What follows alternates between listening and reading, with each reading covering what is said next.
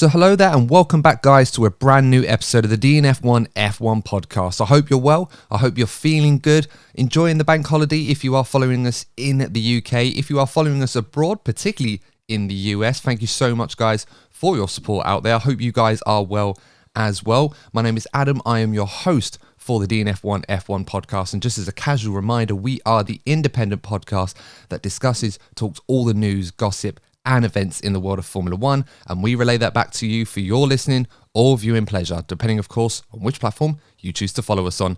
So guys, let's meet the panel for this evening's recording. Joining me as always, my DNF1 regulars Courtney Pine and Lee Wallington. Fellas, how are you doing this evening? You okay?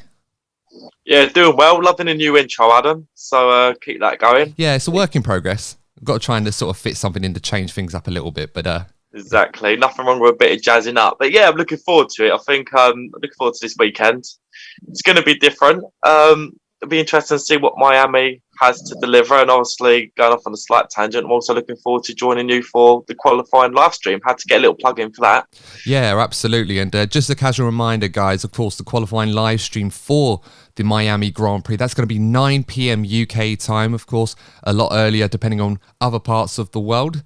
But if you want to join us for that, to react to all of the events as they unfold, you can join that on the DNF1 YouTube channel, 9 p.m. UK time on Saturday evening. Lee, how are you doing? Not to forget you as well. Oh, I'm doing great. I'm obviously agreeing with Courtney here, rearing for the this week's race and what it can bring to the calendar. Yeah, absolutely. Couldn't agree more. I'm really looking forward to this one. It's been a long time coming, but I'm really looking forward to seeing what Miami has in store for Formula One. And without further ado, let's introduce our guest for this evening. We're really privileged and glad to have joining us a US-based journalist, someone that I've been following for quite a while on all things F1 in America. I'm really looking forward to talking to about this weekend's race. It's motorsport reporter for Sports Business Journal. Hopefully I got that right. It's Adam Stern. Adam, thanks very much for joining us on the DNF1 F1 podcast. How are you doing? Doing great. Thanks so much for having me on. It's a real pleasure and looking forward to the race this weekend for sure. Yeah, absolutely right. And we're really, really grateful for having you on the show. Thanks so much for giving up your time to be here with us. So I suppose, Adam, for those of you that are new to the DNF1 F1 podcast, for some of our guests that I've had on the show, I've started a bit of an icebreaker question, and I want to try that one with you, see how that goes down. So here it is, Adam. If I could give you a Formula One car from history, it can be any car that you like, and you don't have to worry about learning to drive it. You're an expert at driving this car, and you could drive it around any circuit in the world you like. Doesn't have to be an F1 circuit. What car are you choosing, and where would you like to drive it? Oh, man, that's a great question. It'd probably be McLaren Senna. One of his cars, I think, would have to be the classic, one of the Marlboro liveries. You think back to those days, those cars were just so beautiful. So I think I'd probably have to say that. As far as where, I think, I've always seen Silverstone as a track that looks like a very fun to drive. Some of the corners and the sweeping turns there just look like it'd be a brilliant place for a drive for an F1 car. So I think I'd probably have to take one of his McLaren cars there if I had the choice. Yeah, the one that rings true for me with Ayrton Senna and McLaren is the 1988 MP4-4. Absolute monster of a car, and that's probably the one I imagine you're thinking as well, Adam. Absolute beauty of a car. It's like music when you turn that engine on. Yeah, definitely is. And I'll tell you what, guys, it's really nice to hear someone who isn't British for a change actually talk up Silverstone, because I've asked this question a few times, Adam, to a few more British-based journalists, and they've all come back with Silverstone. And I feel like, yeah, there's a hint of British bias to it, but we love Silverstone. It's a great circuit. So it's really refreshing to have someone from the US come to us and say, actually, I like Silverstone too. I think you guys have got a point. No, definitely. That's one of the best tracks. I mean, it's been interesting, of course, in recent weeks, as Vegas got unveiled, with the race for 2023 and all the talk around Miami and whatnot, just about kind of the quote unquote Americanization of F1 and not wanting to lose classic F1 tracks in Europe, which I know, of course, Stefano Domenicali, Greg Maffei of Liberty Media, they both agree with to a certain degree. And you look at Silverstone, it's right up there amongst the best, I think, in Europe. So, no, I think that'd be a lovely track for a drive for me. Yeah, I couldn't agree with you more.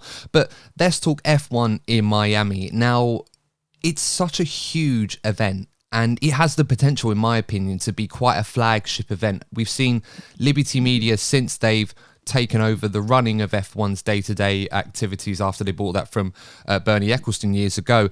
F1 has obviously had an identity in America, which has, on some days, shown it some great colours. It shows some great racing, some brilliant memories, particularly at Austin in Texas. I think there's plenty of great F1 memories there. And of course, we went to races in Detroit, Glen Watkins, Las Vegas in the 80s. But I've never really felt that F1 has had a flagship identity in America, an Americanization, if you like. For the benefit of the British and European followers that obviously aren't familiar with other American famous world events like the Super Bowl or WrestleMania or the NBA playoffs, for example, how America puts on a show for the world, what should we expect when F1 finally comes to a place where I feel America can finally show the F1 world what American racing is all about?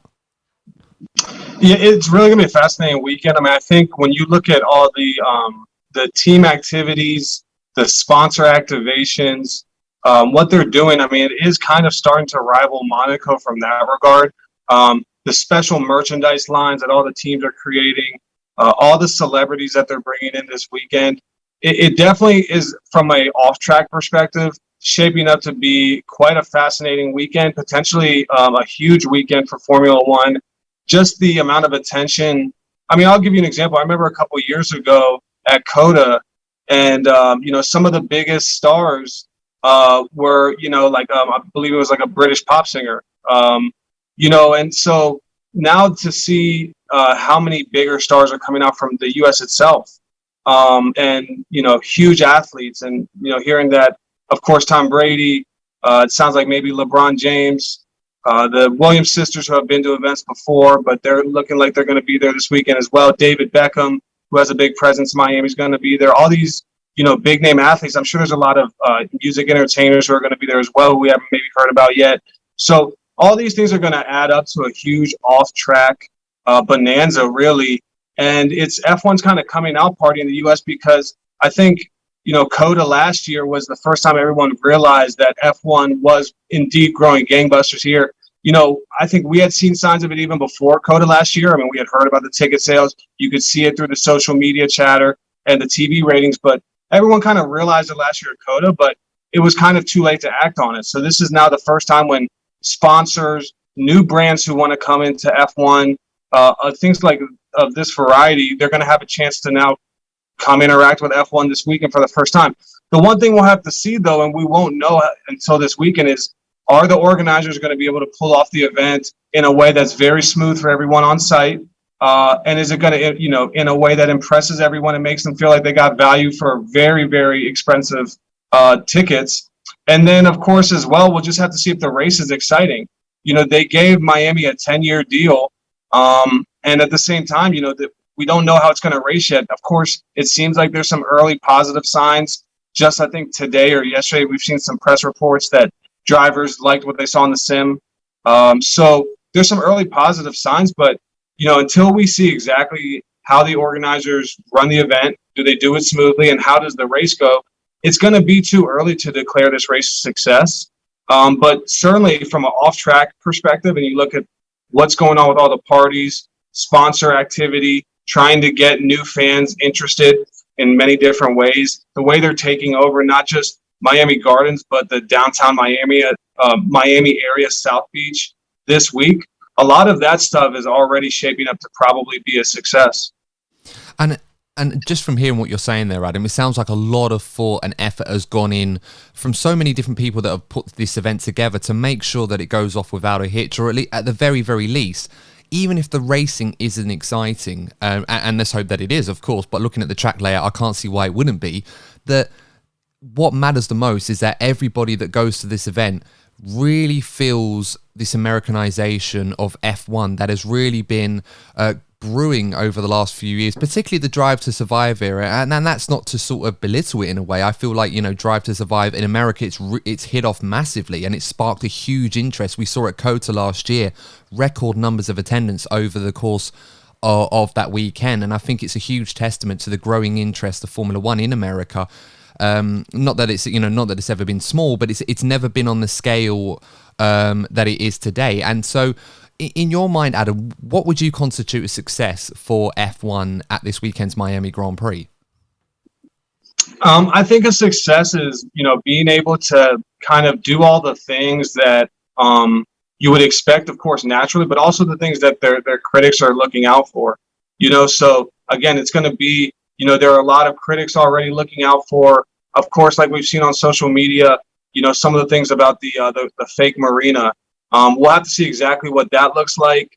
So things like that, of course, we'll have to see what that looks like. How do people react on site? But of course, there's also, for example, a lot of the circuit itself is around the campus, and part of that is like some of the parking lots. So there's less parking on site than you would usually have. And so, for example, I know we spoke with the CEO and president of F1 Experiences, which is like F1's official ticket and travel program. And he said one of their key things for this weekend is just having very smooth running shuttle programs, because there's not going to be a lot of parking on site. So there's going to be like remote parking. Obviously, there's going to be a lot of events as well in downtown Miami, as opposed to Miami Gardens where the race is. So there's going to be a lot of like shuttling in and out. So like things like that running smoothly is very important. You're not going to want to have, thousands of people stuck in horrible traffic jams. That won't be good. So things like that are going to have to run smoothly. Same thing with like lines for food, concessions, bathrooms. All those things you're going to want to have run smoothly, so that all of the people who are already looking to criticize this race, theoretically have less to talk about, right? I mean, that's what you want. You want your people who want to support the race happy, and you want the people who don't want to support the race, you don't want to give them more to talk about. So that's important. And then, of course, like you said as well, they can't, the organizers of the race, they can't control exactly what happens on the track outside of setting up a good circuit. It seems like it's a pretty exciting circuit from what they've set up. The F1 cars are clearly racing pretty exciting this year so far. So I think just having a smooth running event without any major disasters is very important. It sounds simple, but when it's a first-time event, it is important. There's going to be hiccups. There's going to be challenges when it's a first-time event, but just avoiding any major hiccups would be huge from an operational perspective, things like that. So I think that'll go a long way. And a lot of the other stuff, if they can take care of that, everything else will take care of itself, because there's so much planned. It's unbelievable. It's crazy how much is planned. So all they have to do is make things kind of run smooth from a logistical standpoint, and a lot of it will take care of itself outside of course, the race, which we'll just have to see how that goes. Yeah, absolutely. Couldn't agree with you more. And in terms of the how can I put it, the fan opinion in the US, are there comparisons already being made to races like Qatar and Monaco, for example? Because I kind of feel like you've already mentioned Monaco with the marina, and obviously the artificial marina, if you like, and obviously there's been a lot of attention on that on social media. There's obviously been comparisons to Monaco being F1's former flagship event, and Miami potentially being one of F1's flagship events in this Liberty Media era. But then, of course, we already have an American race in Texas as well. So what kind of comparisons are fans in the US drawing right now? Are those the two benchmarks for them in terms of what a success in Miami would look like? I think you have different types of fans. I mean, I think the American fans who are hardcore F1 fans or want to portray themselves as, or one way or the other, something along those lines. They're kind of, I've seen many American F1 fans along those lines who have said, I don't want, F1 to race in Miami. Let's go add a race in Europe again. Of course, the brand new F1 fans, they're much more kind of into this idea. They're much more accepting of this idea and think it's more likely to be cool. So it just depends exactly which fan, kind of a new or hardcore. Of course, there are those comparisons to Monaco, but, Monaco is super classic. At the same time, if this has an exciting race, then this kind of gives something that Monaco doesn't. That's the one drawback of Monaco. Everything else off the track is fantastic. It's just not a good race on the track. There's no passing. So it'll be interesting. Of course, they originally tried to do this race in downtown Miami. They got pushback from the residents. This was in like 2018. Which was, of course, far, 2-3 years before F1 really blew up here.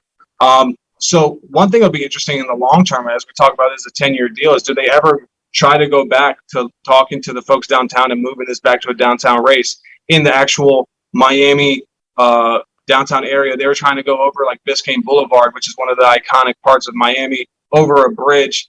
It'll be interesting to see over the course of this 10-year deal. I'm looking way ahead, but that is something to keep an eye on. So I think, it just depends when you talk about fans here, what their expectations are. I think brand new fans are really excited for this weekend. They're not judgmental. They're not worried about the quote unquote fake marina because they're not looking for reasons to criticize it. So it just kind of depends. But I think, of course, as well, you have to keep in mind, everyone has to keep in mind, I have to keep in mind that Formula One is adding a new race in Vegas next year, and that is on the actual strip. So when we start looking to what's going to be their flagship U.S. race, it could be Miami. There's probably an argument for COTA, but there's going to be an argument for Vegas too. So very interesting times from that regard. Yeah, I absolutely agree with you. And just looking at the track layout from what we can see, from what we've been told on the F1 website, already it looks a lot more exciting than I believe what the original Miami layout was going to look like. I remember seeing some videos of David Coulthard in a Red Bull years ago driving on the streets at Miami of what the old layout was going to be. And I'll be honest with you, I'm kind of glad that even though we never got that race, it's led us to a point where we've got the race that we're getting. And I hope it precedes a great weekend because, as you said, Adam, you've already got an identity established in Texas. You obviously got Vegas, which leaves little introduction necessary. Because we anyone that knows anything about Vegas knows what you're going to get from F1 in that regard. It's going to fit in perfectly. And Miami is a separate identity as well. And I guess in a way, from a non-American's perspective, that kind of sums up from what we see outside the States of what America is to be. There's so many different identities of it in certain different areas. And I certainly imagine that's what F1, what Liberty Media are trying to show, how America is so unique in terms of the F1 fan base. I think definitely, you got different cultures. Obviously, it's one country with 50 different states, a lot of different regions. But of course, you also got just such a huge country that there's different time zones, different people, living in those areas. So, now they've really rounded things out by adding Vegas. You've got a race in the East Coast, one in the Central, and one in the West Coast. So 3 different time zones out of the 4 major ones in America. At least on the contiguous area. So I think they're just spreading out the wealth kind of to an extent. But it is interesting to see kind of what the different brands are going to become. The way that, for example, there's going to be about 85,000 people on site this weekend, 70,000 regular fans, and 15,000 people who are premium guests. And they could have done more, but they kept the number intentionally low because they wanted to make sure that they could kind of pull off a good experience. But as a result, there's a lot of people who feel kind of left out from an American fan perspective. The tickets were extremely pricey because there was that smaller number of capacity. Only 85,000 on race day. I remember at COTA last year was 140,000. So from that regard, it'll be interesting to see the kind of different brands created. Does Miami become kind of the super ultra exclusive premium party, race? And then COTA is more for the everyman, and then Vegas maybe is somewhere in between. It'll be interesting to see kind of, from a ticket price perspective, the sort of fan who attends perspective. I think that, like you said, they're giving different opportunities to different people, and right now, and different looks at the culture. And of course, Miami is the beach culture, very cosmopolitan.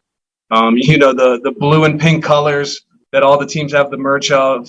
And all that stuff. So, they are giving the different tastes, and they're spreading it around different parts of the U.S. And it'll be interesting to see, obviously they're hoping they don't saturate or overly saturate the market. They're hoping they can sell out all 3 of these. I would say early signs are they're probably right. I mean, there's 330 million people in the U.S., so you would think they could support 3 races a year in 3 different parts of America. Yeah, and it's an absolutely huge market, and I, as a British or European fan, if you like, whichever one you want to call it, I can totally understand why there is a need to have as many races as 3 races in America, because it has such a huge market and it represents all those different cultures and demographics that you don't really get in other countries. It's usually quite consistent from one country to another, which is what's so great about America, I suppose. Courtney, Lee, I'm going to bring you into this now because we've been talking for a while, and I'm sure some of our followers are wondering where you've gone. That's on me, obviously. But what are you guys looking forward to the most at the Miami race this weekend? And it could literally be anything. It could be some of the stuff that Adam has kindly mentioned to us, i.e. the influencers, for example, or perhaps, the racing itself. No, I think it's great for, new fans in particular with the sort of the partying and the spectacle that comes with a race. But being the bore that I am, I think the thing I'm most intrigued about is what exactly is the track action going to be like, because I'm an old-fashioned F1 fan. I do like the traditional old-style circuits, and to be honest, it's the reason why I'm such a fan of the circuit of the Americas, because you get that American taste, but then you also got the aspects of that circuit. You've got Silverstone type corners. You've got the long run up to turn one. There's sort of areas about that circuit that are iconic, and I do feel that some of the modern circuits have been forgettable. So I'm hoping that Miami offers good action on track that gives us the memories, because the partying and whatnot is good in one sense, but in terms of like the core F1 fan base, we want to be seeing great battles and great memories created on this circuit, because that's what we take going into future races. Yeah, absolutely right. Lee, what are you looking forward to most this weekend? I think Courtney got on a nutshell of what I'm looking forward to this weekend. It's just about the show and the hopefully the good racing we're going to get from the layout, and what Miami really needs is obviously not. This isn't my prediction. It's just generalizing. If it's going to be a Max and Charles battle throughout the Grand Prix, and there's pit stops and there's overtaking, and then there's the lead changes hands, and right, even throwing a red flag as well. You mix it up, and it's that kind of excitement, and that's obviously Adam nailed it. Obviously with the operational side thing, but just having that memorable race, I go, wow, that's such an amazing race. Mm-hmm. That's what I'm really looking forward to. Obviously, they can't help it. They can't plan for that. They can't predict that. But that's what I'm hoping for. That's really impressed me. That's what I want. It's very hard to describe any further than that. Yeah, I know what you mean, because what we saw at COTA last year between Max and Lewis was pretty special, and ultimately it did serve very well for the final phase of that championship, which ultimately ended the way it did. But it was a great way of remembering it, and it's a shame in a way, because it would have been nice for us to look back on that season and look at those moments and reminisce more fondly and saying, these were the key moments in the championship that ultimately decided where it went. In the end, that we didn't get that, but it was nice to look back on it and look at those moments and say, for a time, it was quite exciting. I remember, Courtney, just to reminisce on this a little bit, when we recorded the COTA review, you were on here with your sister Chantel. That's and right. She made a very bold prediction at the time, saying Lewis was going to win the last 4 races, or 5 races, something like that. And she obviously she would have been right if it wasn't for what happened in Abu Dhabi. But it is quite interesting how that sort of plays out. One thing that I'm looking forward to in particular, and Adam, I'll be very interested to get your thoughts on this one as well, is Martin Brundle's grid walk in Miami. Because if you remember COTA, and those who remember how that went down, that little interesting interview with Megan Thee Stallion, and I'll be honest with you, Adam, and forgive me, American fans that tune in, because I know there are a lot of you that tune into this podcast from the States, and I love you guys for it. I really, really do. But I was not overly familiar with who Megan Thee Stallion was. I knew that she was a musician or an artist, if you like. But it was a weird kind of, not necessarily a confrontation, because she was lovely, how she handled the whole thing, and Martin was just doing his job. But it was such a weird moment, and especially with the bodyguard as well. But I mean, forgive me for asking, Adam, are we going to get anything similar to that, where we're going to have loads of influencers and artists and celebrities with their entourage and bodyguards on the grid? Is that going to be almost a minefield, if you like, for lack of a better way of putting it, for broadcasters and interviews like Martin Brundle to be able to get an interview with these wonderful, lovely lot, I suppose? Yeah, I think so. I mean, I think there's definitely going to be a very interesting grid walk for Martin Brundle this weekend. We'll see. I haven't heard anything yet about whether there's been any changes to like grid protocol since the Megan Thee Stallion kerfuffle. Obviously, that was an interesting situation. There was obviously a lot of ink spilled in the weeks after that by like F1 media about, that obviously Martin Brundle had an interesting tweet. I was just thinking about it a day or two ago. He was like, well, maybe they should respect our patch when they come on it, which I thought was, he's not wrong about, right? So it could be a fascinating grid walk for sure. Again, it does sound like there's already a host of A-list celebrities who have already been confirmed.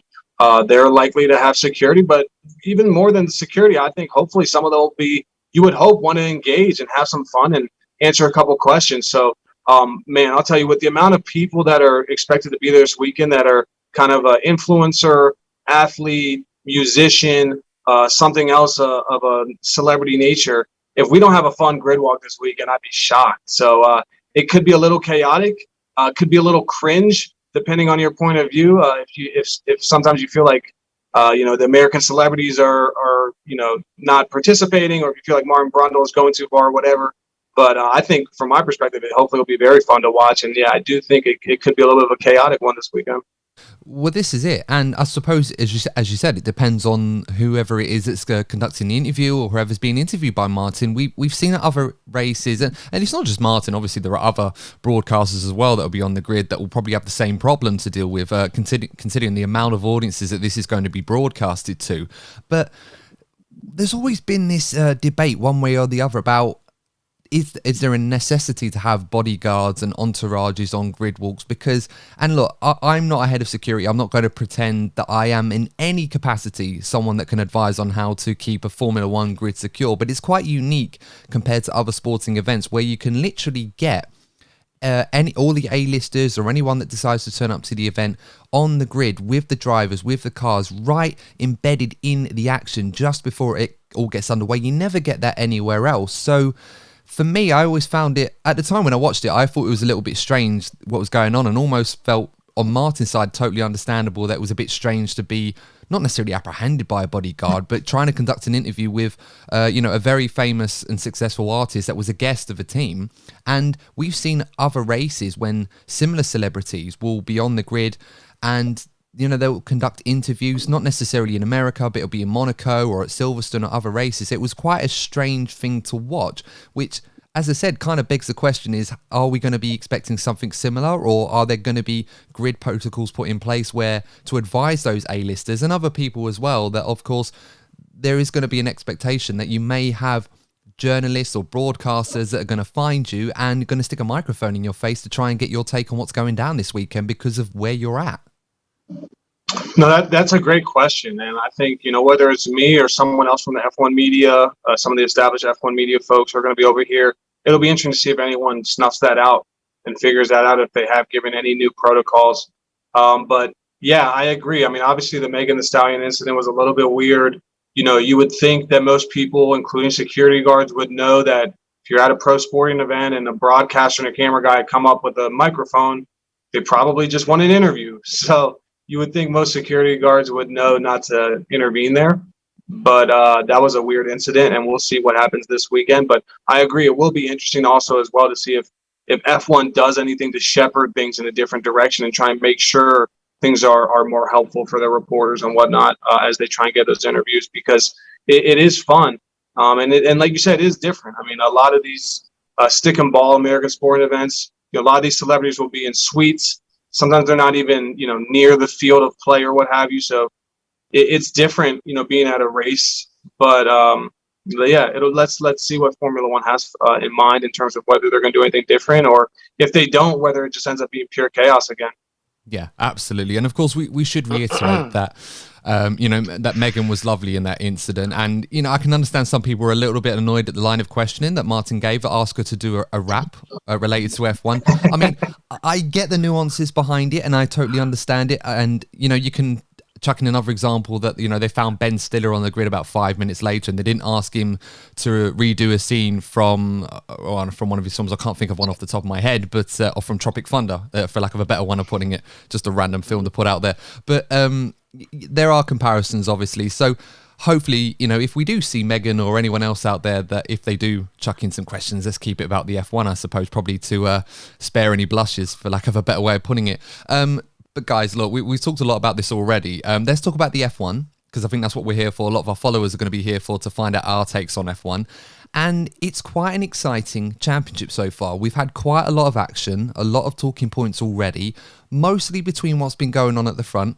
between Charles Leclerc and Max Verstappen at Ferrari and Red Bull respectively, and a lot of talk about what's been going on in the midfield, most notably why Mercedes are struggling as much as they are, and more importantly, when are they going to find out what's causing it and get back to the front where they belong. So heading into this weekend, Courtney, I'm going to come to you first on this one. We had a huge change of pecking order last time out in Imola. We went there thinking that Ferrari certainly looked the team to beat. Circumstantially, they may still have been the team to beat if things had gone their way, but it didn't. Red Bull executed not only the perfect weekend in terms of strategy and car, but Max Verstappen was at the top of his game, probably the best that we'd seen him so far this season. So I want to ask you, where's your head at this weekend? Do you think that Max and Red Bull are going to continue with this? Do you think the track suits them better? Or do you think that Ferrari will respond in kind, in emphatic fashion, as they've done pretty well so far this season? My gut is telling me we're going to have a very, very close race between Max and Charles. I think the way that we're seeing so far this season has been a sort of yo-yo in performance between the cars. If the Red Bull's been able to finish, doesn't Max have a 100% record? Every race he finishes, he wins. So I think the reliability is going to be the question still for Red Bull. But then also I think if Ferrari's engine upgrade has the desired effect, then I get the feeling Red Bull made a step forward. And I think in Imola they certainly were ahead. But if the engine upgrade has a desired effect, and I think it will, I think we're going to be seeing a close battle between those two. And at the end of the day, if you're talking about Miami sort of having that big bang in terms of it being a spectacle, that's exactly what everybody wants. Everybody wants to see that close battle between the two guys who are most likely to be battling for the championship this season. Yeah, absolutely right. And in terms of previews, I know a lot of people that do similar shows to ours often do their race previews when they've seen a practice session. So they have a rough idea as to what the pecking order might be or who looks quick around this circuit and who doesn't. And this is a brand new circuit, so this is going to make it doubly hard for us. And we like to stick our necks out before we've seen any practice. So, go us on that one. Not that I'm biased in any way. But Lee, following on from what Courtney has said, as we said last time out in Imola, Max really turned up. Red Bull really turned up. The car looked very, very good. The upgrades that they'd introduced, mostly related to weight saving, seemed to work. The car looked reliable. Perez was also on form, particularly in the main race. It's all for Ferrari to make up. And of course, those engine upgrades that Ferrari are planning to introduce, which should increase their horsepower by as much as 15, 20 brake horsepower here, which is going to be quite a lot in lap time. Judging from what we've seen so far on the circuit map, who do you think has the advantage this weekend? Is this a Red Bull circuit, or do you think that this is going to play into Ferrari's hands? I think it's going to be very sector specific, to be honest. That back straight is probably going to suit the Red Bull powertrains a lot more because the Red Bulls are such a rocket on a straight line speed. So admittedly, the Ferrari upgrade could bring it into a level playing field in that aspect. But I would imagine the Red Bull will still have the edge on the straight line speed. But through the other sectors, I think it's going to probably lean more towards Ferrari. But it's where you get the close racing is the lap time comes in one sector, goes in the other sector, it comes back, and then you get it keeps the racing close. So I think it's just going to be neck and tail all the way through the lap. That's my thoughts anyway. Yeah, I definitely understand that. I think what's going to be important this weekend is, in those pressure moments, who's going to be able to keep their head. And it's going to be quite a hot weekend as well. So there's going to be plenty of room for drivers to get a little bit hot under the collar, for lack of a better way of putting it, and avoid making those mistakes. Adam, I want to come to you two on this one.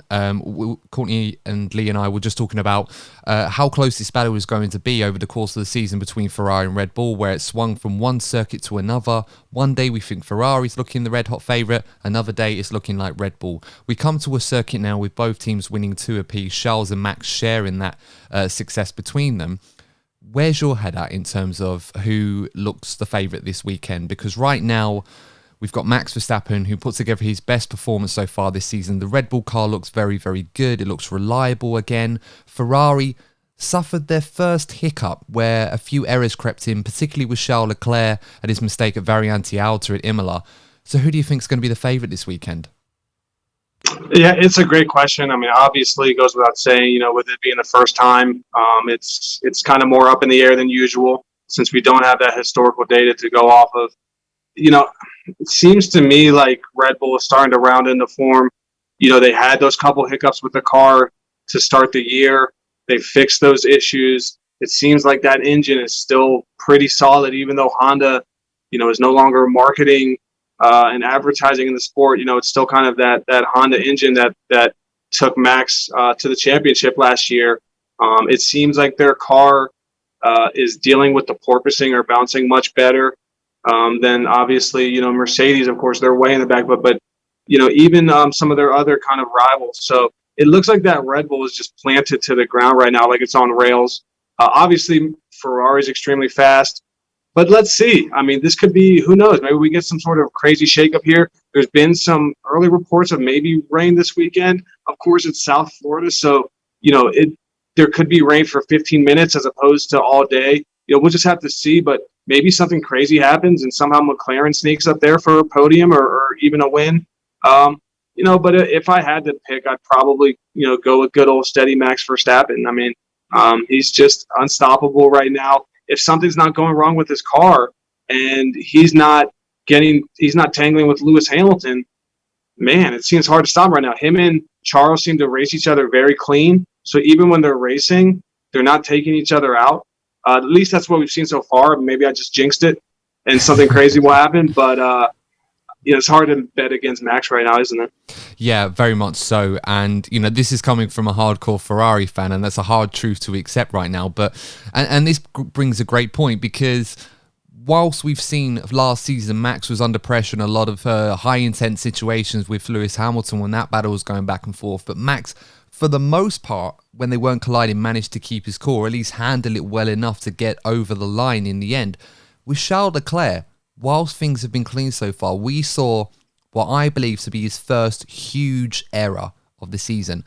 And I was doing a podcast with Scott Mitchell from the race last week. And of course, if you haven't checked that out, guys, I definitely recommend that you do. It was a really great chat with Scott, and he had some great insight on this. And one thing that he said that stuck with me was that when you compare the two right now, Max Verstappen is as cold as ice. He's completely calm. He handles his situations well. He doesn't necessarily win all of them, but his consistency at the moment is unrivaled to almost anybody on the grid. And it's scary how good that is. I think in the last 40 races that he's raced in, that he's finished first 38 times. In the top three, 38 times. And the other two, he's finished sixth, where he had a bit of a problem with the car, and of course ninth in Hungary last year when he was taken out by Valtteri Bottas and was driving half a car.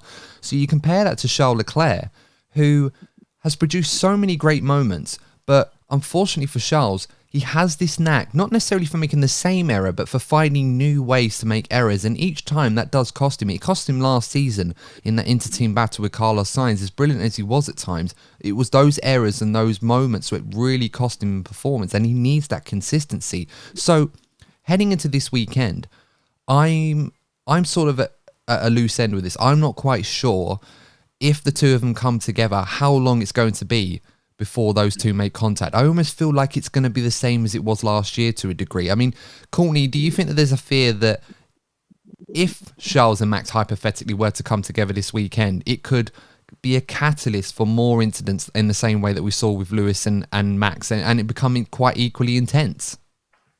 Yeah, I'm glad you brought up this subject, because it's something I've been biting my tongue about over the past few weeks. There's been a lot of talk about the battle between Max and Charles, sort of saying, oh, it's going to be a lot different this time. And it does feel like, I could be wrong, but it does feel like they're sort of throwing in indirect towards Lewis Hamilton, almost saying that, Lewis was the problem in that battle between him and Max.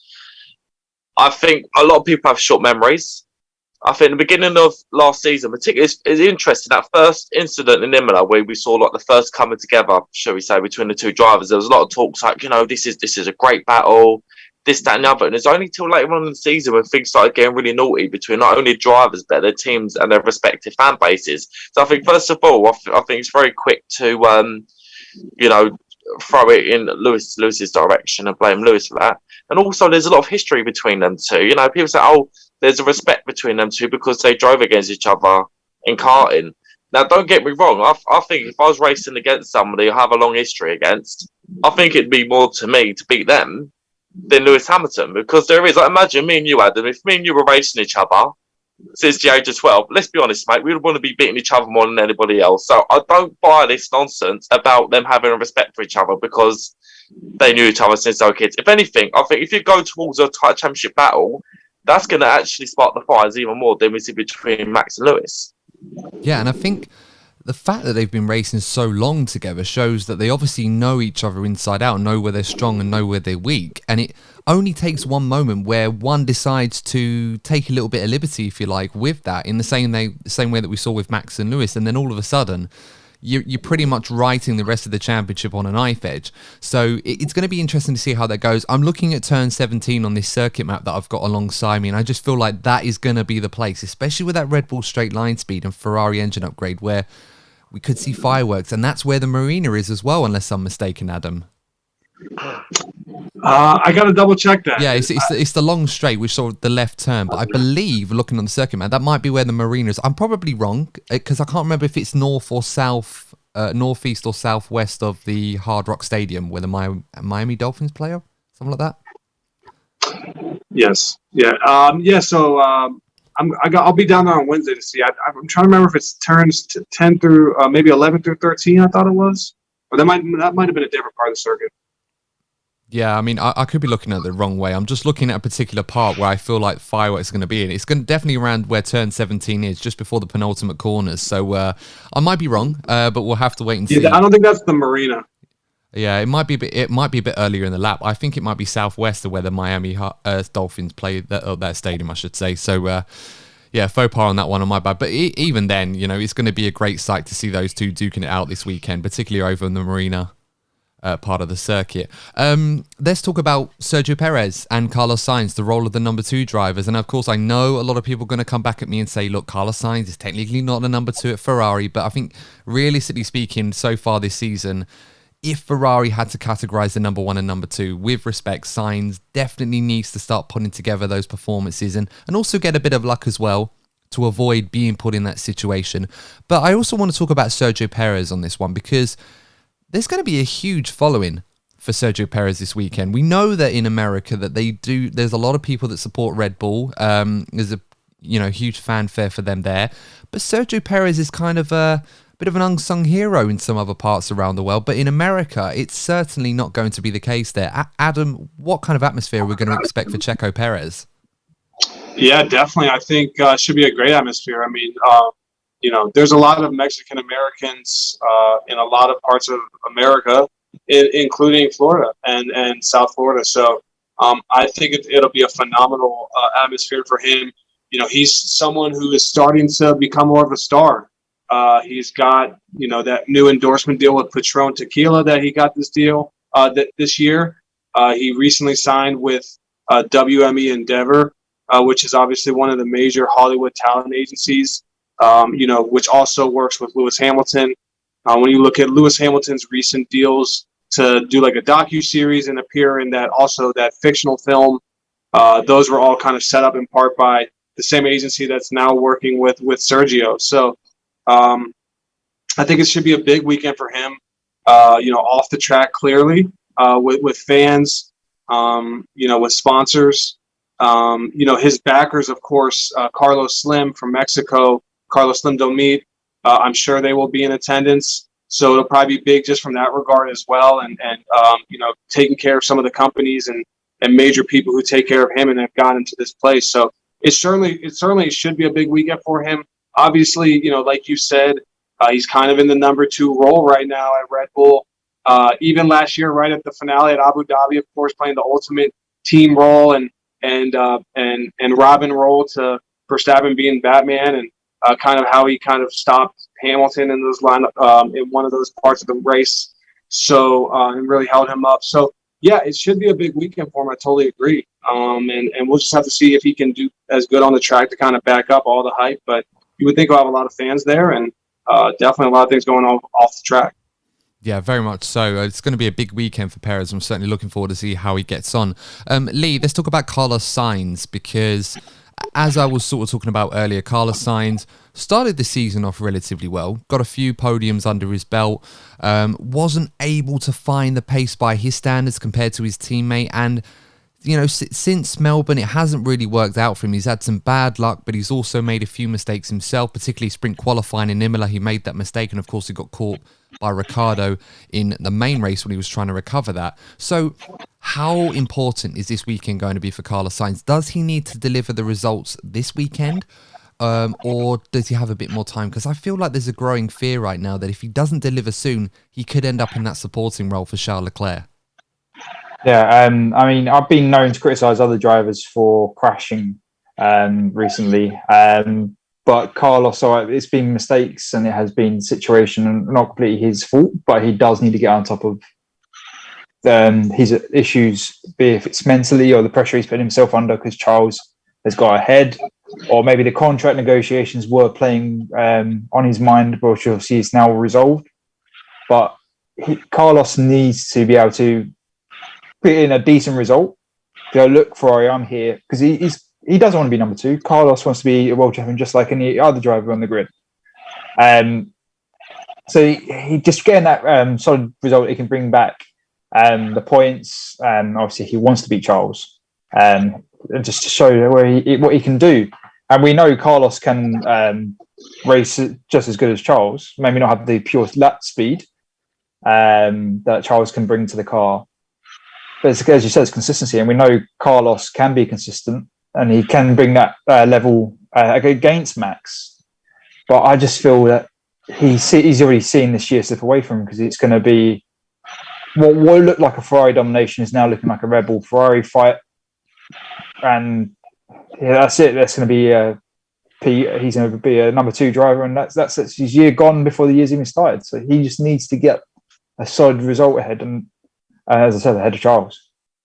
Yeah, definitely agree with that one. And hopefully for Carlos's sake, he's able to find that fortune and obviously do what he's been doing earlier in the season, because he's certainly been very quick. But I know ever since he signed that new contract, which obviously he wasn't able to sort of cash in at the Imola race, but it's certainly been frustrating for him to, at the very, very least, not been able to be fighting his teammate, because that's where he feels he can be. And of course, he needs to demonstrate to Ferrari sooner rather than later that he can do that. Otherwise, he's going to be in a bit of bother. Let's move on to Mercedes. I think it's a nice little segue into that one. We've already spoken briefly about Lewis Hamilton. Now, this is going to be a big weekend for Lewis Hamilton in particular. George Russell has started the season very, very well. I believe George is the only driver right now that has finished in the top 5 in all races so far this season. And that's a great start for him. But there's a lot of pressure on Mercedes to try and put upgrades onto this car to help them understand this issue.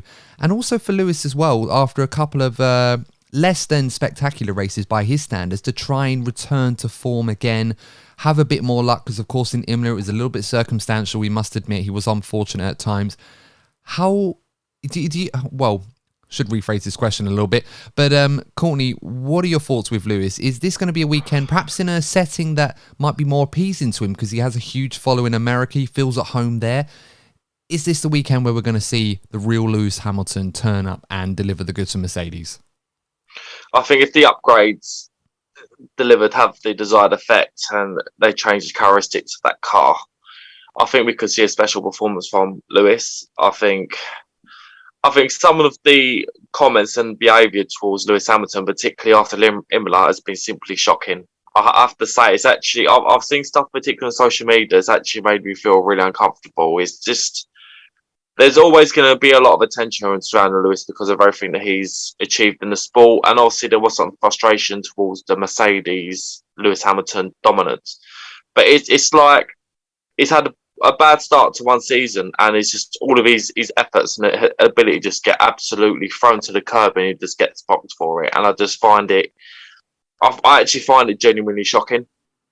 And I also feel a little bit sorry for George Russell as well, because he's Lewis Hamilton's teammate. There's been so much attention on the negatives of Lewis's performances. It's almost diminished even George Russell's efforts. What he's done with that car is very reminiscent of what he did with Williams. He's been strangling results out of that car that he had no right to get. And it's been a continuation of the exceptional driver that I believe George Russell to be. So of course, having a bad car isn't great for both drivers, but I think the reaction to the bad performance of their car has actually given both drivers undeserved grief. Yeah, very much so. And whilst the Mercedes, for the most part, looks the third fastest car on the grid, it's certainly been much more of a handful than I think George Russell was certainly made it out to look. And I think we've seen that in some of the issues that's affected Lewis Hamilton, who's obviously gone to more extreme lengths to try and find something out of this car that they haven't already found, to try and get that performance which puts them where they feel they should be, fighting with Red Bull and Ferrari.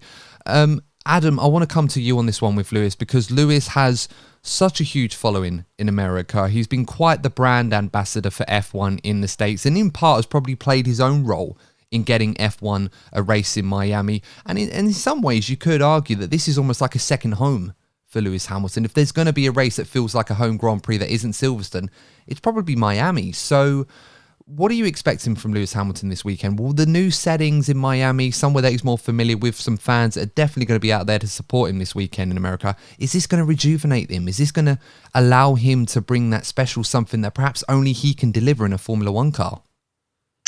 Look, it's a great question. I mean, clearly, I think right now Lewis has issues that just, are more to do with the car than the setting he's in. Some of the races where he's raced so poorly, he could have been anywhere on earth and it probably would have raced pretty poorly that day. The porpoising of that car, the bounce of the car is just very extreme. It has been fascinating that George Russell has been able to outperform him, in a lot of races so far, whether you're talking about qualifying or the final result. But it is a big weekend for Lewis. It's a big weekend for Mercedes. Mercedes is going to have 1,000 guests, from what I understand, on site. On Wednesday night, Mercedes-Benz USA, the road car company, is making some sort of product launch announcement in some sort of fancy announcement event in Miami. So it's a big weekend for Mercedes overall from that regard. And it's quite incredible, of course, that this drop-off in form has happened. They were just so dominant from roughly 2014 through 2021. Of course, in 2021, Verstappen ultimately ended up winning, but we're still quite good last year. And this year to have this drop-off is shocking. So it'd be obviously quite poor timing for Lewis to have a bad weekend, but I'm not sure that him coming to Miami is going to be, I think it has more to do with the car right now than it has to do with where he is. So, let's obviously hope for his sake and his fans' sakes and whatnot that he does have a good weekend. As everyone else on here has noted, like George Russell has been doing an incredible job. So there does seem to be some potential there. Of course, McLaren has a Mercedes engine and they're doing pretty solidly. So I don't see why Lewis can't improve, but something seems wrong right now. And I don't know if just the location is what it'll solve it. I think it has more to do with bringing some upgrades to that car and hoping that gets him comfortable. But it's certainly been quite amazing to see this drop off, and you feel like it's got to end pretty soon. I mean, it's hard to imagine that they're going to struggle like this all season. But yeah, it is a big weekend. He's going to have a lot of guests there. For example, he's of course close with the Serena Williams, I believe, right? So we already know the Williams sisters are going to be there. There's going to be a lot of guests there who are going to be on the grid right next to his car. There will be pressure on him this weekend. Can he block that out, compartmentalize, and turn it into his best performance of the season? Let's hope so for Mercedes' sake and his fans' sake. Yeah, absolutely. And that is the real question. Can Mercedes bring the upgrades to not only understand what is causing this issue with the car, with the porpoising, and obviously what's not allowing them to extract the performance that Toto Wolff believes is in that car that they've not been able to tap into, but when are they going to get to a point where they will have a car capable of competing for race wins and potentially a world championship? Hopefully sooner rather than later. We may have to wait a little bit longer than just Miami, but at the very least, I think Mercedes will be counting on being able to strike a chord with this car and find out what is causing these issues to the point where they can correlate their development plans to bring the next round of upgrades, or the next cohort of upgrades, if you like, that will fix this issue once and for all. Lee, what are your thoughts on Mercedes this weekend? Are you expecting it to be another damage limitation weekend like George Russell has been producing? Or do you think that there could be some hope that Mercedes may have a stronger weekend in front of a crowd, as we've just talked about, that may be more supportive for them than perhaps some of the European ones have been? Well, I think it's going to be a bit of both of trying to obviously extract the best performance and get the upgrades. Obviously, any upgrades they will bring won't unlock this magic 1 second a lap or so that's believed to be in the car. And it's just going to be a small step in the direction of unlocking the potential. But it's definitely going to be a damage limitation because they're not going to be getting pole, getting the race win. They may be closer. They may, or hopefully, bounce less. So that just looks painful to sit in. Obviously, George has moaned about his back pains from how the car hits the track. So obviously, for their own health as the drivers, they need to stop the car bouncing as much. So as I said, it's a bit of both on that aspect. But Mercedes also have to think about if the upgrades don't work, what do they do if they don't work? What if it doesn't take that step in the right direction? Because other teams are moving forward. McLaren all of a sudden is potentially fighting them for being the third fastest team. Does that mean if Mercedes start falling down the grid, if they still can't unlock that potential as other teams move forward? So it's a really big question for Mercedes of this works. If it doesn't work, what do we do? Obviously, we don't know yet because they haven't seen practice and see if it actually works. But it's such a big weekend for Mercedes and how they can actually approach the rest of the season. And this is it. And I feel like this is the big issue that some people don't quite understand that Mercedes are going through right now. I mean, we talked about previous eras where Red Bull were dominant, Ferrari were dominant, and in regulation changes as on the magnitude that we're seeing this time round, it doesn't just happen overnight, this change. And this is the reason why I think that Lewis particularly and George has been so vocal about the fact that fans need to be patient, because they could go down this Hyde Pod concept that we've heard a few times. I think it was Bryson Sullivan that came on here and mentioned that to us. So we're borrowing that one off of him, Bryson, so thanks for that. But he mentioned that concept, and it seemed at the time that it was going to be a revolution, that this was going to change the way that F1 cars were going to look and be designed for the future. It just made sense on the surface. But we've gone down a route now where Mercedes is the only team to have gone down with this concept. And I don't want to put it down to just that. It could be other things as well. But sometimes there's a reason, perhaps, if you're the only one that's done something, that doesn't necessarily mean that this is groundbreaking. We could get to a point this season where Mercedes may discover, Lee, as you pointed out, that this isn't going to work. If that happens, they will have to look at what the other teams are doing and start again. And that could create further problems for them. I don't think that's going to happen yet. But that is something that they may have to draw a line under later on in the season. So they do have time to sort this out. I hope for their sake it doesn't come to that.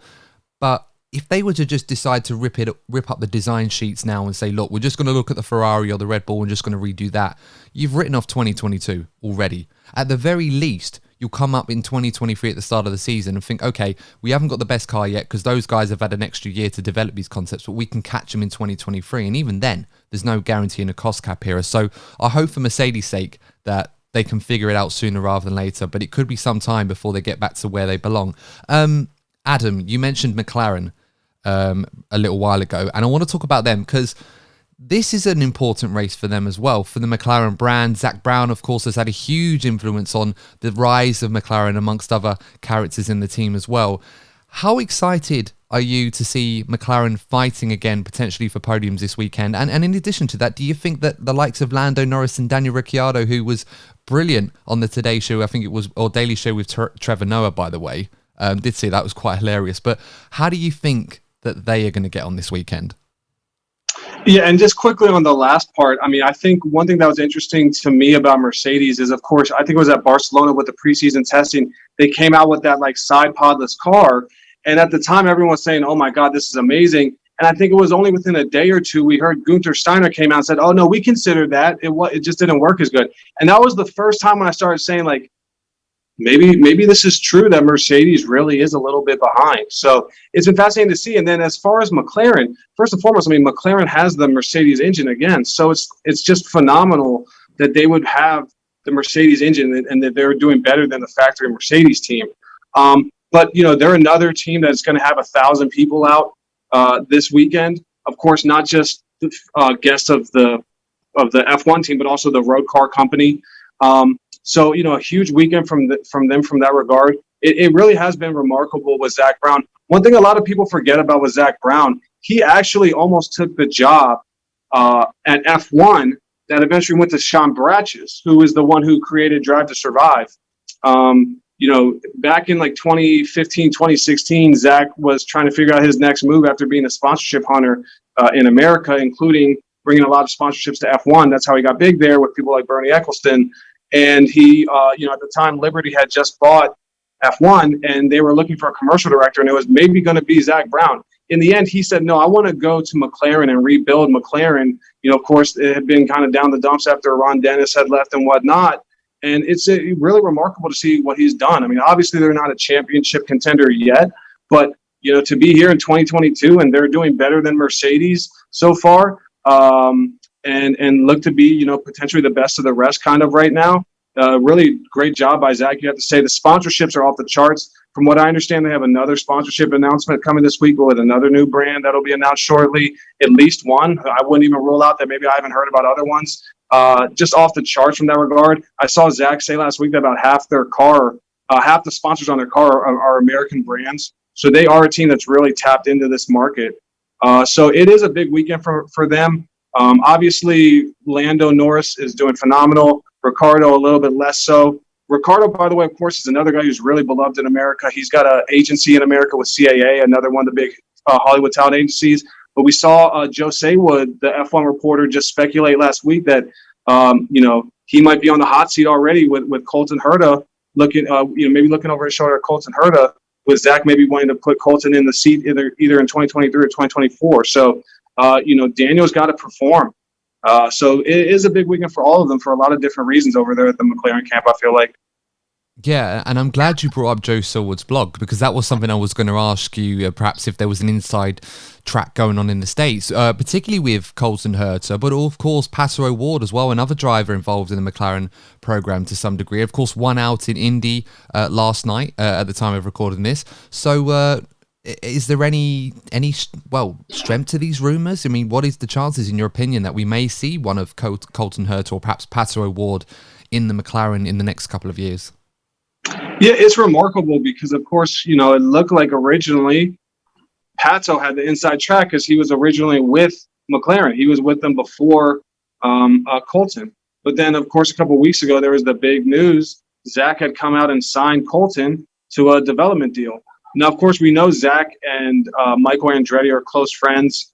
We know Andretti is trying to somehow get involved in F1. They want to do an 11th team. I'm not sure how likely that is right now. We can talk about that. So we'll have to see exactly what happens between those two. I think Michael has come out publicly and said that, he doesn't believe necessarily that there's any done deals yet or anything like that. But clearly they are giving an eye. When you talk about McLaren, they're looking at Colton as the potential, American driver who can unlock that next level of fandom by having an American driver representing the States in F1. Of course, Gene Haas is American. Technically, of course, Williams actually has American ownership as well with Derelton Capital, but there's no American driver. Haas is just coming off of basically being a Russian-branded car in recent years. They obviously have gotten rid of that now, but people are still kind of getting rid. So I think Zach sees Colton as someone who can unlock that next level of value in the U.S., so it does seem like it's worth keeping an eye on that. But Daniel Ricciardo's a really good driver too, and he's extremely popular all over the world. So they're going to have to be careful about not just sacking him. Daniel's a lot more popular right now all over the world than Colton is, and Daniel's a really good driver. So he's maybe a little bit out of form, but they're going to have to be careful about getting rid of him too quickly. So it'll be interesting to watch. Yeah, very much so. And I think you made a good point there with all the stories about Andretti. Are they going to have an F1 team? I know Stefano Domenicali has been he's been pouring cold water on these reports, for lack of a better way of putting it. He's been stressing that we don't need an extra team in Formula 1, which I would strongly disagree with. I think we need a few more teams in the sport, not just for the sake of having more competition, but also because it provides more opportunities for young racers coming through. We've got Oscar Piastri sitting on the sidelines in the paddock, and he's the F2 champion, and he can't even get himself a seat. And yet, there is the leaders that are, Stefano Domenicali is basically saying we don't need extra teams, which I'm not quite sure what the logic is behind that. But I suppose we'll have to see if there are any developments. Perhaps the news of from VW that Porsche and Audi are looking to enter into F1 in 2026. And of course, with those regulations not just being about the engines, but with the aero, it might lead us to think that perhaps they may look into introduce a team. So perhaps that might be Andretti's window into F1 as well. Yeah, I think one of the things to watch out for is, of course, when the F1 teams signed the most recent Concord agreement, it was kind of in the middle of the pandemic. It was right before everyone realized that F1 was growing like gangbusters, and they set that buy-in fee for the 11th and 12th team at $200 million. Well, McLaren just got offered, according to reports, $700 million to sell itself to Audi. So I think part of the issue is it doesn't make sense right now for F1 teams to say, we're going to let an 11th team in for $200 million when the franchises are worth $700 million. So it'll be interesting to see, is that part of the issue? Do they feel, and also we know Andretti's not the only team that wants to become an 11th team. They're just the ones who have been the most vocal. So is there something going on behind the scenes where, they're trying to, is there going to be a bidding war? And it won't just be $200 million, but they're going to say, hey, if there's going to be an 11th team, we're going to have to put it up for the highest bidder. Because obviously these teams don't want to dilute their revenue streams, and that's why they feel like they don't want to maybe add an 11th team right now. So it's certainly an interesting thing to keep an eye on. It's kind of gone quiet in recent weeks in the media, but I think there's a lot going on. So hopefully me or some other people can dig up what's going on this weekend in Miami.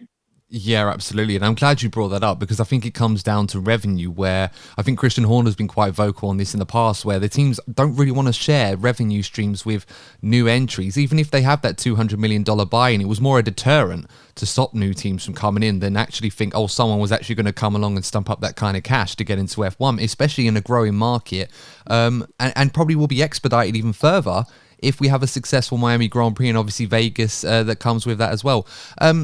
Courtney, I want to come to you on McLaren this weekend. We've been laying a lot of praise on Lando Norris, and Daniel, with the exception of what happened at Imola with Carlos Sainz, has had a relatively decent start to the season. What are your thoughts on McLaren this weekend? Could they potentially be the favourites for the podium outside Ferrari and Red Bull? Yeah, I think it's interesting. There was a lot of talk about the future of McLaren, because I said in the race review that I feel that Lando Norris is actually going to be a hot talent in F1, and if McLaren don't up their game in the coming years, then they risk losing him to one of the maybe a Ferrari, a Mercedes, or a Red Bull. So obviously, if Mercedes get back up there, to one of the top teams. So I do feel that McLaren need to up their game. So those developments will be interesting. I think you look at the other side of the garage with Daniel. I think you look at the disaster list last weekend. It's easy to forget he's actually had quite a decent start to this season, particularly compared to last year. And as you guys have already stated, he loves it in America.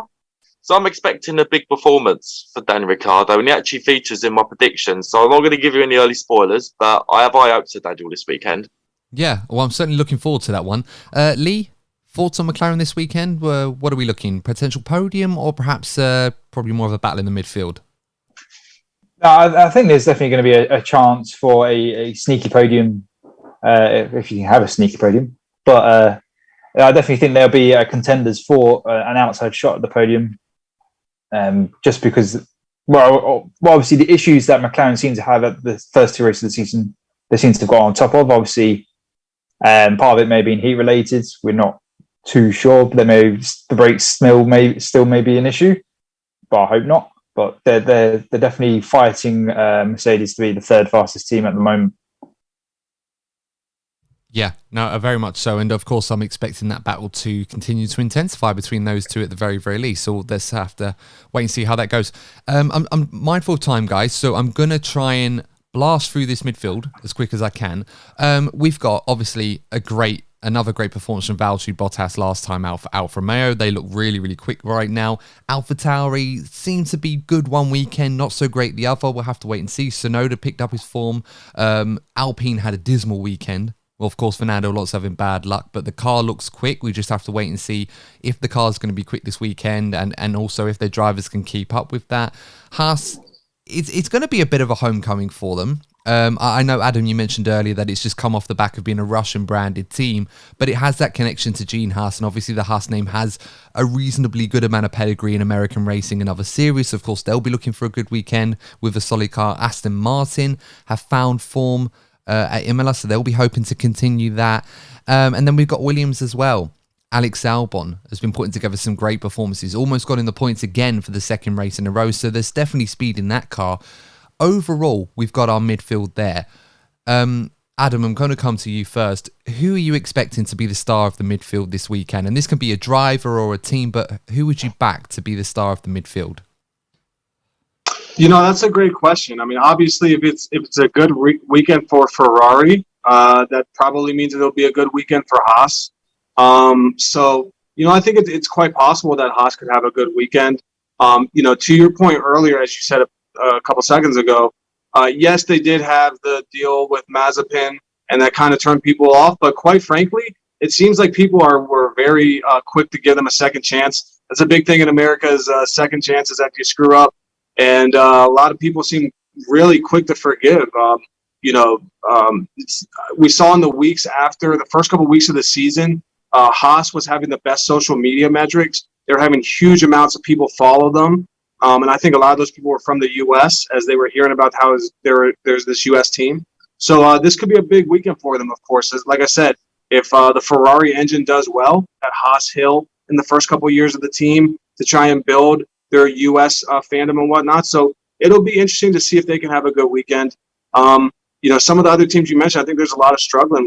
It's been surprising to see Aston Martin do so poorly this year. I guess maybe that's part of the Mercedes engine. So it's been interesting to watch the midfield battle this year. But yeah, I got my eye on Haas F1, of course, with this being a U.S. race. Yeah, it's interesting with Haas because, as I said, since their inception to Formula One, there was obviously this excitement and buzz with an American-based team that over time, the American theme or the Americanization of Haas, it kind of faded out to be more of a European outfit, and then of course a Russian-backed outfit, which I imagine was controversial, especially in the States. But do you feel now that has now been removed from Haas, owing to what's going on in Ukraine, that the American fan base are now starting to warm to Haas again and accept them once again and perhaps identify with them as the American team in F1? I think so. We're seeing it. I think a big help is everyone loves Gunther Steiner. He's kind of the sweetheart of Drive to Survive. And, it just seems like there's nothing he can say that doesn't make people laugh or whatnot. So I think a lot of American fans who have become attracted to F1 because of personalities in part, as much as, love the pure love of motorsport, have kind of fallen back in love with Haas F1 to an extent, or just gotten attracted to them for the first time. There are a lot of people who started watching F1 in 2020 and 2021, but there's also a lot of people who are new this year in 2022, and they are only getting to see the team for the first time now that they have put the whole, Mazepin thing behind them. And there does seem to be this breath of fresh air. So I do think that, there's definitely that element there. Of course, the name Haas it doesn't mean the same thing as Andretti. Very few names in motorsport mean the same thing as Andretti. So that's why I think, of course, the Andrettis and a lot of people in America are hopeful that they can get a team. But there's no doubt that in the meantime, I think there's been a little bit of a rebirth, a resurgence, around Haas with them dropping all the stuff with Mazepin. And credit to Gene Haas, the way he's handled that. He's come out, he's been pretty, open about it. He's spoken to the media. He hasn't gone and hid about the whole situation. So, I think people are giving them that second chance. Yeah, it sounds really great, and I really hope that it works out for them, because I've been really encouraged by what Haas have been doing this season. This connection with Ferrari seems to work wonders for them, within the regulations, of course, from what we understand. And the FIA have been very, very quick to ring fence that to make sure that there is an established barrier between the two entities, so there's no synergy going on to the detriment of the competition. Not that they try to complete. Yeah, one thing I will say that I think is interesting, though, is, of course, the one other outfit that maybe is trying to become American right now is McLaren. And, of course, we've seen McLaren get a little bit hot under the collar when Haas is doing very well. And they've been a little bit critical of that relationship between Haas and Ferrari. But, if there's any other team that's trying to become the American team, it's Zach Brown. So it's fascinating from that regard. Yeah, No, very much so, and I agree with you. I definitely feel that with McLaren. That's why I almost feel like this could potentially be like another potential home race for them to put in a good performance in front of the American crowd. Guys, don't worry, I haven't forgotten about the rest of the midfield predictions, but seeing as we have got Adam with us, I feel like I have to ask this. We sort of talked briefly about Drive to Survive and how that's had an impact in the States. For the benefit of our listeners, for anyone watching this, probably based in Britain or Europe, how centric has the Drive to Survive series been in expanding the American interest in F1? Because a lot of us fans here have watched Drive to Survive, especially more veteran fans that have followed the sport for a few decades now. And the first couple of seasons, we enjoyed it for what it was. It was a nice insight into the inner workings of F1 that even we weren't used to seeing. It was quite new to us. But over time, certain editing tricks and out of context commentary and narratives sullied that opinion of Drive to Survive from across the pond, if you like. So in America, how centric has Drive to Survive been to expanding the American fan base to F1 to a degree that we actually have multiple races now on the F1 calendar in the States? I think it's been the number one factor. Number two, close one, is probably ESPN giving great exposure. But it really is fascinating. I've been covering racing since 2015, including F1. And I remember, when they announced that they were doing Drive to Survive, and I was like, that'll be good. It'll be another tool to help them grow. But the thing no one saw coming was the pandemic. It's the thing that changed everything. Even if you listen to Lewis Hamilton this morning on Good Morning America, he brought up how, we're blowing up since the pandemic. Everything changed when tens of millions of Americans, of course, along with tens of millions of people around the world, billions, were stuck at home for months on end. And I've literally seen stories about this from people saying, I was stuck at home and my boyfriend wanted to watch something and I wanted to watch something and he said Drive to Survive. And I didn't know what F1 was, but I said, okay, because I had nothing else to do because I was stuck at home because of the pandemic. And now I'm obsessed with Formula One. So it really is this just unbelievable stroke of luck that came out of course, a terrible situation. No one would have ever asked for the pandemic to happen, but it did happen. Everyone is in America is stuck at home. And sure enough, we see Drive to Survive viewership stats blow up, and now we're seeing F1 race viewership stats, really rise. So it really was just a remarkable twist of fate that this happened. And it's been absolutely integral to bring all these people on board. One of the craziest things is you've got new F1 fans who have started watching F1 just in the past year, and they're just absolutely fascinated by some of these very minutiae rules of motorsports that, I'm not even, that interested in myself. Just because I follow so many different forms of racing, so many different series, sometimes I'm not even getting into the weeds as deeply as these brand new F1 fans that are just obsessed with it out of nowhere. But a lot of it started from Drive to Survive. So it is fascinating to see, because we have had this blowback this year. Max Verstappen didn't get interviewed. More drivers felt like things were taken out of context and sensationalized and embellished. So we'll see kind of what happens. Stefano Domenicali said he's going to have a talking to with Netflix, but we know it's going to be back next year for a fifth season. They've already been filming, and I confirmed that it's going to be back next year. So, it's definitely been fascinating to kind of see the evolution from this is just going to be something small, but it won't do anything that much to help F1 to the biggest thing ever to now it's the biggest thing ever, but there's some blowback against it. So it really has just been an unbelievable, ride for this thing and twist of fate. And it has been, I think, the number one factor in the US in terms of the growth.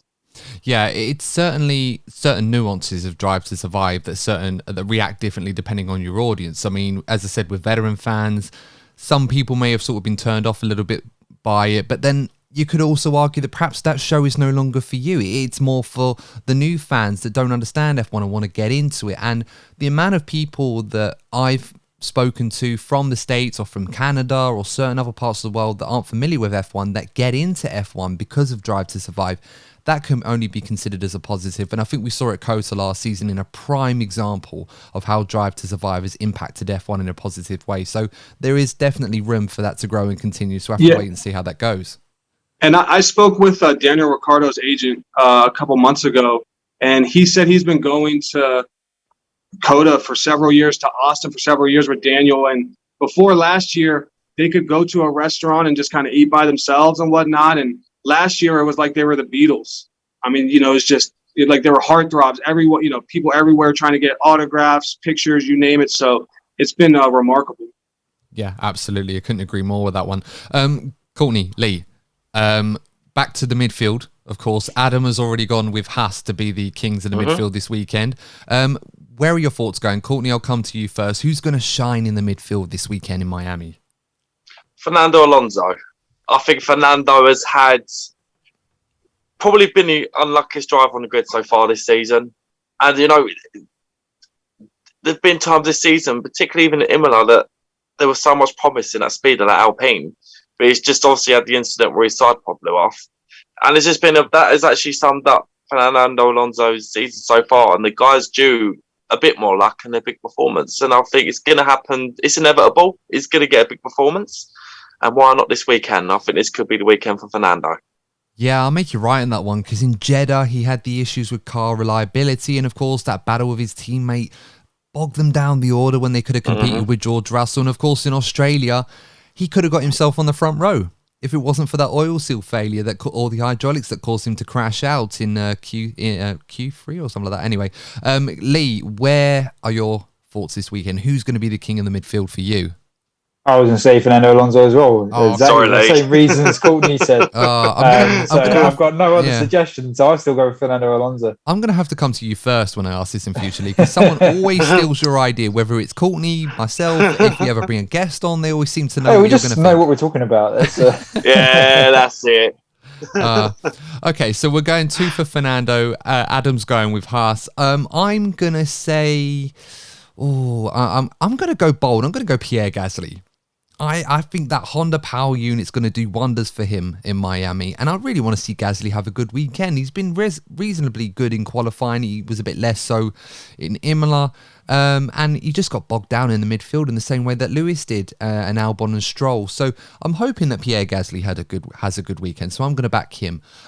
Final part of the episode, guys, for those of you that are familiar with the podcast, we like to give our predictions for our top 3, and also a bold prediction of the weekend. Can be anything crazy or anything related to this weekend. Doesn't necessarily have to be a race result. So, Courtney, I'm going to come to you first. Who's going to be in your top 3 this weekend? And what's your bold prediction going to be? Right, so I've got another 2-in-1 prediction that I did last time.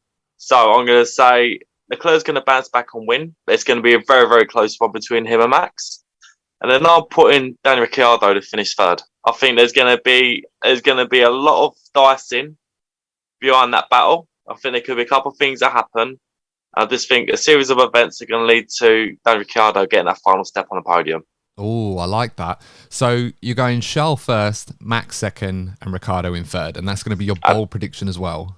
Absolutely. I'll tell you what, I would definitely subscribe to that. Shoeies all round in Miami. That would certainly be a nice Miami Vice, if you like. Shoeies all around. That would be pretty good. I thought you might like that, Adam. Just a nice little cheeky pun there. Lee, let's come to you. Who's going to be your top 3? And give us a bold prediction, unless Courtney's stolen your bold prediction already.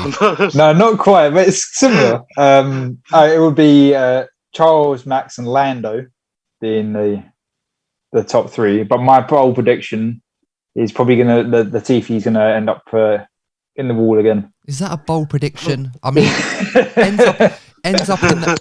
I'll think of a more bold one. Perhaps if come back to me. I was going to say, perhaps if he puts it in the marina. Oh no! I mean, I'm assuming they're not going to put people on the yachts or anything. Given that they might. I mean, if they do, I certainly hope he doesn't end up in there. Okay. Well, I'll come back to you on that one, Lee. Yeah, come back to me. Let me give you a chance to do a more bold one. Okay, then. Well, Adam, the floor is yours. Who's in your top 3 this weekend? And have you got a bold prediction for us? Yeah, let's make it really bold. Let's go. I'll keep it somewhat regular for the winner, Max, like I said earlier. But let's go with Carlos Sainz, 2nd. And then 3rd, Kevin Magnussen. Ooh. And then even more bold prediction, there will be real water at the marina. That is my prediction. I can't imagine they're just going to leave that as fake water. So that's my bold prediction, is that they're going to actually fill in real water. Let's hope so. Well, they put a lot of effort into whatever material that they've done to simulate the water. But I tell you what, Adam, I'm going to be obviously following your socials throughout the course of this weekend. So if they do put real water on there, I want to see you putting that on your socials. I'm counting on you for us. Oh, I will update that very quickly because F1 fans, that might be the most important thing that they're keeping an eye on right now for this weekend. So that'd be big news. Oh, absolutely. I mean, you're going to be our inside man on this one, so I'm counting on you. And I normally reserve this for the last part. For those of you listening or watching this on YouTube that want to know where they can find Adam on Twitter, Adam, this is your chance to plug your socials and let us know how our fans can follow you. And more importantly, find out if there's going to be water in that marina this weekend. Yeah, absolutely. Well, I work for Sports Business Journal. We are a trade publication here in the U.S. covering the business side of sport. So check us out at sportsbusinessjournal.com. Twitter account is @SBJSBD. And then my personal one is @A_S12. It's going to be a fun weekend. Just a lot going on. It's crazy. I saw Chris Medlin of Racer write an article just about how many pitches he's gotten from sponsors and agencies and whatnot. So I feel like it's not just me. I think a lot of F1 media can tell there's going to be a very interesting weekend ahead. So I look forward to reporting on it. Yeah, very much so. And of course, Chris has a big following in the UK, one of the UK's leading journalists on F1. So, it's great stuff to see. Of course, we're going to leave the links in description, links and to your socials as well in the description. I have to say, get my words muddled up there. So yeah, you'll be able to check out Adam's socials and of course Sports Business Journal as well. So fingers crossed. We'll have to wait and see if there's going to be water in the marina. I'm certainly looking forward to that one. I am more intrigued by the Magnussen podium, I must say. I think we've kind of undersold this one a little bit, been a bit distracted. But I'm certainly, if that happens, that's certainly going to be very exciting as well. Perhaps not as exciting as the water in the marina, but I feel like Gunther Steiner should join him on the podium, even if he's not the winning constructor. That would be something.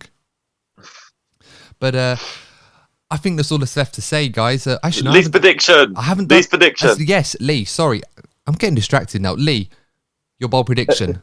It's okay. Thank you, Courtney. My bold prediction is McLaren will get top 5 finish.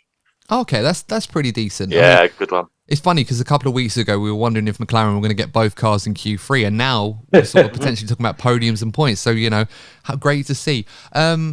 My top 3 before I forget. I'm going to be biased. I'm going to go Charles is going to recover and get the win. Max second and Carlos Sainz in P3. Bold prediction, Lewis in P4. I think he's going to have a good weekend. I know it doesn't sound too bold, but I think Lewis in P4, I think that's going to be a good one. Hopefully he has a good weekend. But all this left to say, guys, if you have enjoyed this episode of the podcast, make sure to give it a like and subscribe to the channel. Absolutely free. Would really appreciate your support, so please get on that one for us. And of course, if you're following us on your favorite podcasting platform, you can give us a 5-star review. Please make sure you do. If you are on Apple or iTunes, then you can give us a 5-star review on there. If you do, we'll give you a shout out on the next episode as a kind reward for your support. But until next time, guys, all that's left to say is thank you so much for tuning in. Please stay safe. We'll see you in the next episode of the DNF1 F1 podcast. Take care. See you soon.